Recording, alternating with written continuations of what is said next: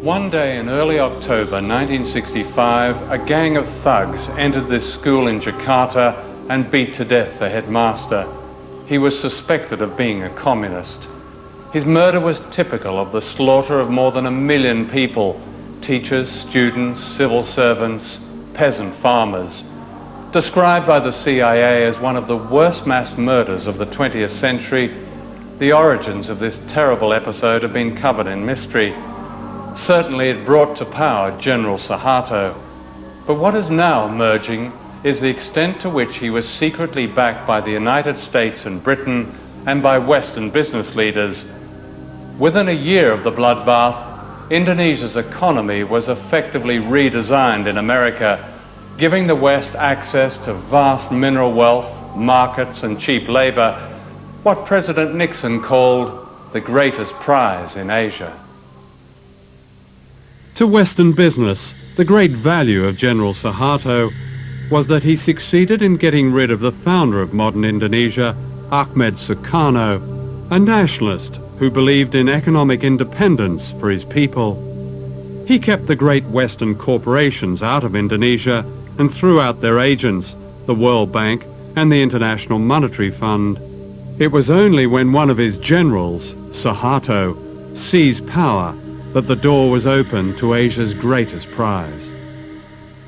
When the Suharto regime came in after the putsch, they were able to make a lot of the fact that they were calling the IMF and the World Bank back in. They were going to rescue them, you see, and British propaganda in particular made a lot of this. You know, the IMF was decent, and it was going to bring order, and everything was going to be lovely in the Indonesian garden.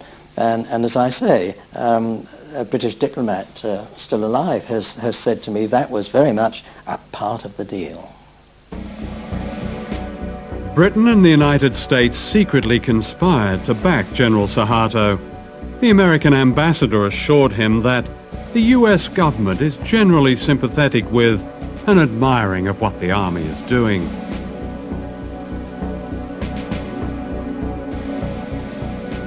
Thousands were rounded up.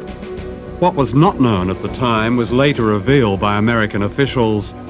The CIA had supplied a list of 5,000 opponents to be assassinated, and embassy officials ticked off their names as they were murdered. The British ambassador recommended a little shooting as an essential preliminary to effective change.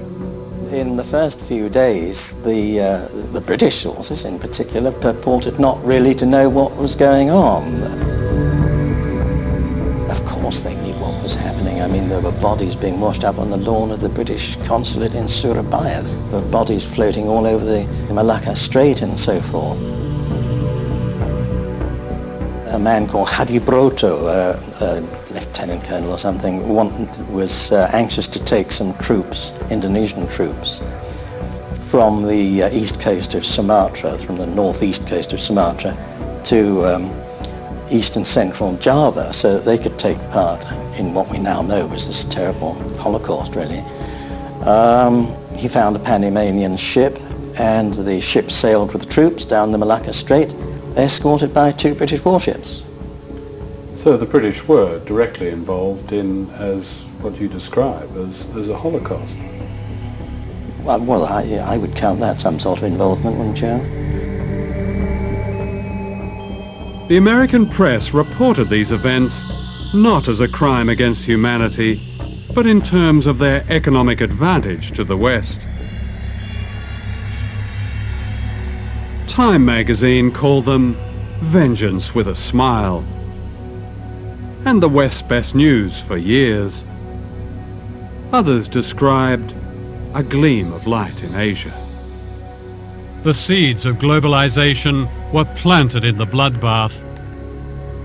In 1967, the Time Life Corporation sponsored a conference in Switzerland that planned the corporate takeover of Indonesia.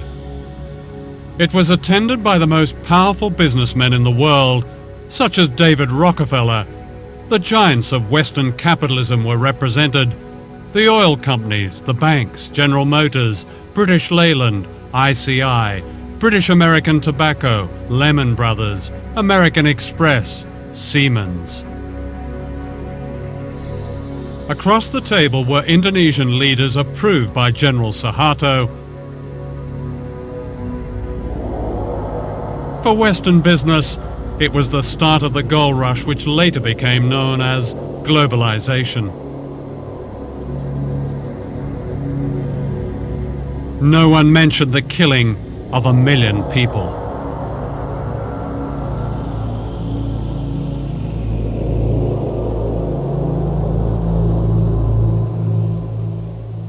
I've never ever heard of a situation like this for any country, where global capital essentially holds a meeting with state and hammers out the conditions of their own entry into the country. The conference went on for 3 days. The first day was when the Indonesians spoke and essentially made their case.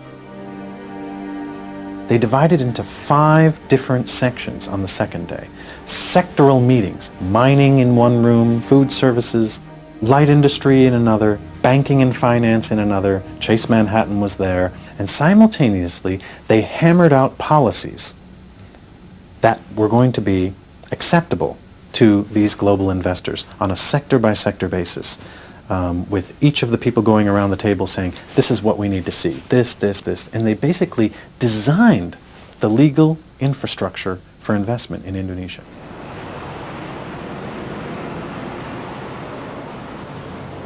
Was the foreign business community here aware that they were dealing not just with a corrupt, nepotistic dictatorship, but also with a mass murderer?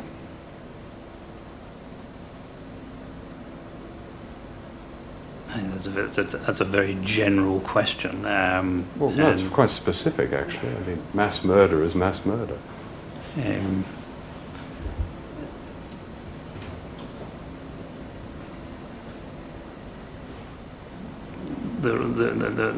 The fact that many people have died in Indonesia in unfortunate, tragic circumstances at the directly or indirectly as a result of the previous regime is hugely unfortunate.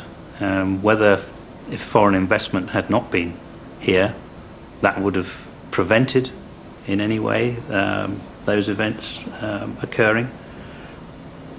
Nobody has perfect vision on what might have been.